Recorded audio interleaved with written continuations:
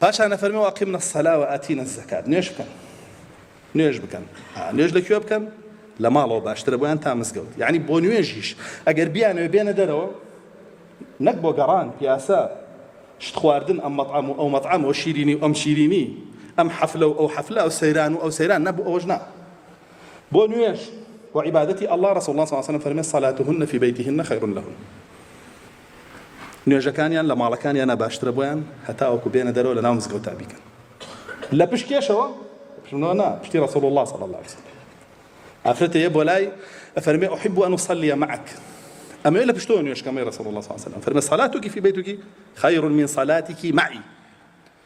نوجد لما لود باشتر نوجد لقلما. أما كي وافر رسول الله صلى الله عليه وسلم وافر ليش سردمك وافر لم سردمي فسادية؟ نعم لسردمي صحابية باكتريني إنسان كان بشي وافر ومتبرجات يسا متخيلات يسا نعم بەپاکترینی ئافرەتەکان وا فەرمێ باشە بۆی فەرمێ گەر هاتیش نەدەرەوە ڕێیان لێ مەگرن، بەڵام نوێژیان لە ماڵەکەی خۆیانە باشترە. ئەمە بۆ نوێژ کە هاتە دەرەوە نابێ بۆ شێوە بێت دەرەوە. ئەقیمنا الصەلاة نوێژ بکەن.